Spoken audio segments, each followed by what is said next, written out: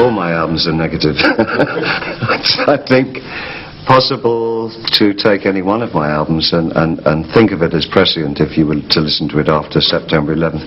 But I think that's the subject matter that I deal with. The content of most of what I write there's been a continuity of alienation and isolation throughout everything I've written. So if there is one thing that I talk about, it's these slightly negative kinds of thoughts. If anything, this new album is a little less negative than some of the others that I've written. And that's because of my newly acquired status as parent.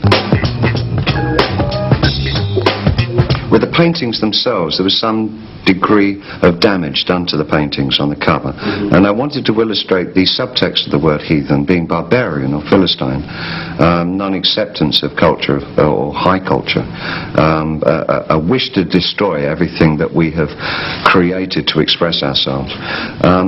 And the three names on the books, the three books in fact, were very important in as much as The Gay Science, for instance, by Nietzsche, was the book in which he said God is dead. Which was a culmination of all the thought of the previous century, the late 19th century. There was people were so aggrandized with their own sense of science and the aftermath of the Enlightenment and how man himself could improve the world. Then, of course, it led to things like Nietzsche saying God is dead, and it led to Einstein's discovery that time and space aren't what we thought they were, and Freud an understanding of another kind of human inside the human. All these things culminated in the idea that everything we'd known before was wrong. Everything. So we start out the 20th century with this clean slate. We are now the gods. And the greatest thing that we could do as God during that century was create the bomb. That was what we were good at doing. And I think that in itself, in the 50s and 60s, the repercussions of what we had done by standing in for this idea of morality, ourselves, creating it all ourselves, so destroyed our fix on what we should be doing in life that we're still living through that chaos right now. We have no spiritual lives to speak of.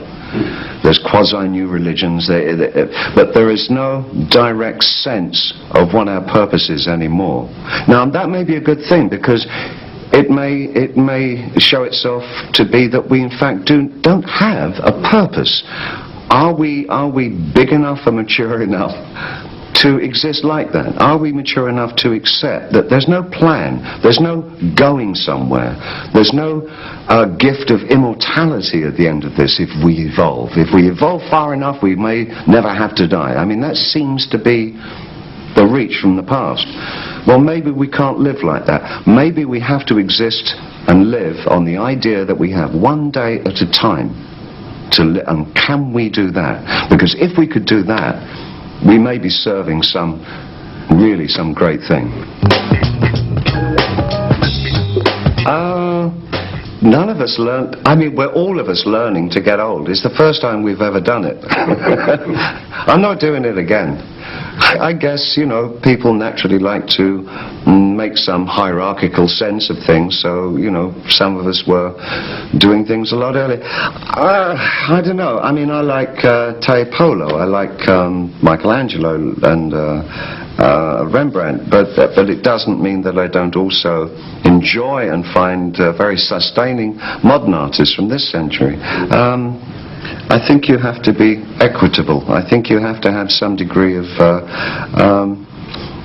sharing about the arts, and I think you can use the arts.